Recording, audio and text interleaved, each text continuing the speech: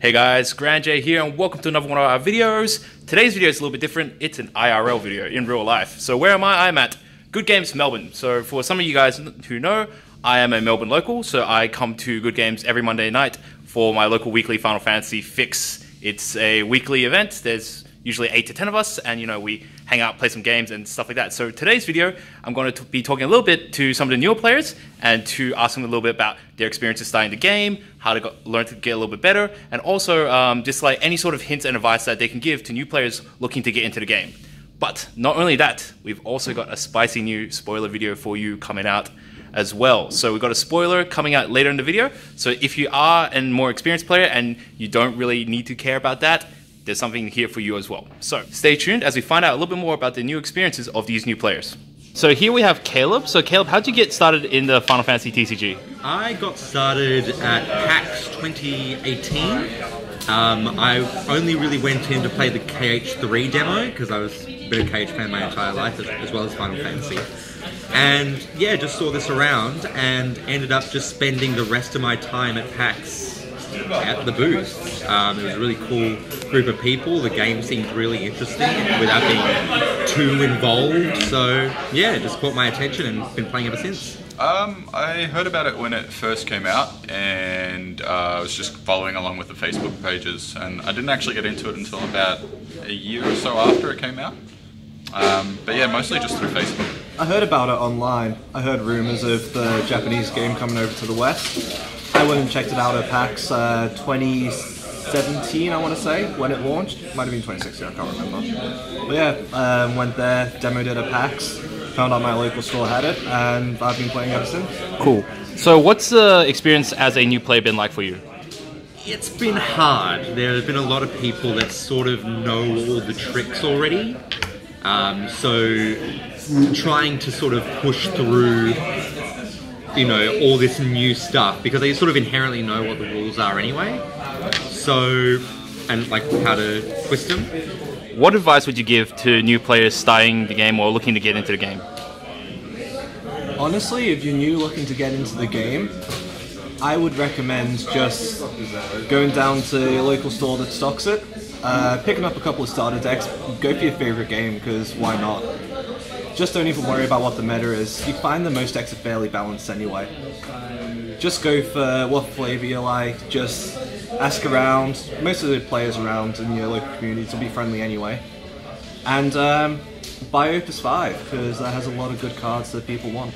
I would say don't be afraid to ask for help. I mean, like you yourself have given me a lot of help with my own deck building, and like don't be afraid to take advantage of the community around you, because it is relatively small compared to other card games. It means that the community is quite close-knit and is really welcoming to anyone that's wanting to start out. And like every day you come in with all these new deck ideas, and people are always ready to jump on and say, oh, you should add this or this, and give you a helping hand. So this is Alex here, and he works at Good Games. So Alex, what do you think about the Final Fantasy TCG community? The community is absolutely great. Like, everyone is really friendly, really welcoming. We had a new player tonight, and everyone was hyped to get them into the game, help them build a new deck. Local community, it's great. I find that with Australia, sometimes you have to do a bit of a travel, but it's alright because we live in the middle of basically nowhere. Do you think coming to locals and your local communities helped you develop as a player? Oh, 100%. Yeah, I mean, like, it's great, just interacting with different people with different decks and just kind of learning different things. And then also just interacting with new players and meeting new people is really, really just fun and interesting. Thankfully, today I actually got my first win in like months. So I guess that speaks to if you keep at it, then it really works.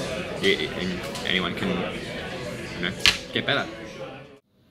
So after answering some of my questions, I decided to reward some of these players by showing them my spoiler for Opus VIII.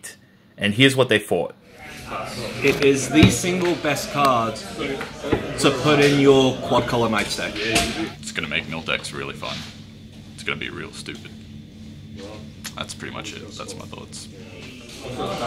Not only is it not any of the 4 elements, and strangely good and on power, it's also generic, so you're able to play multiple of it.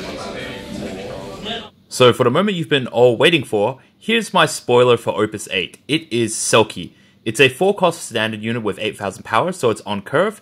It's FFCC, so Final Fantasy Crystal Chronicles. Her ability is, when Silky is put from the field into the break zone, your opponent puts the top 2 cards of his or her deck into the break zone. If both cards are of the same type, draw 1 card. So I'm actually excited for this card for a couple of reasons. First of all, I do love myself some good mill decks. The fact that you can win without dealing your opponent any damage, and you can play a very different strategy, a more defensive stalling strategy, is very fun. Secondly, her stats are actually very good for everything you want to accomplish. Being a 4-cost AK forward does allow it to stand up in combat, whereas previously any sort of forward that you would want to put into a mill deck generally was quite understated in the form of a thief. On top of being a standard unit which allows it to innately buff itself through cards such as Arc, this card also allows you to draw a card if both cards that you mill are of the same type. So if you mill 2 forwards, 2 backups, 2 summons, or 2 monsters, you do draw an extra card. So this card actually brings a lot of value. You can play it just as a forward that can combat in combat, and at the very least you'll end up milling 2 cards from the top of your opponent's deck, and if you do manage to hit a good pairing, that means you'll also be able to draw a card as well. Not only that, she's FFCC, so Final Fantasy Crystal Chronicles, so she does have synergy with Chelinka and the existing Final Fantasy Crystal Chronicles engine, so she does have a little bit more power, especially in combat, when Chelinka is on the field. But the fact that she falls into a very niche specific strategy means she's very powerful in what she does, and she's exactly what mill decks kind of wanted to add into their arsenal. And because of that, I'm actually very excited to try this card out in the game. Hey guys, I hope you enjoyed that video. What do you think about the spoil card? Do let me know in the comment section down below what are your thoughts about the card. Definitely, I hope you've been inspired to go check out your local game store, get involved with the community, and get involved with this game. It's such a great game, such a great community, so I hope you guys do enjoy it. So a big shout out to Good Games Melbourne for allowing us to record in their store. If you guys are in Melbourne and you are looking for some Final Fantasy TCG, then come in on Monday nights from 6 to 6:30 is around when we start. And yeah, so it's pretty casual. We play some constructed events, and I'll catch you guys around. Grand J out.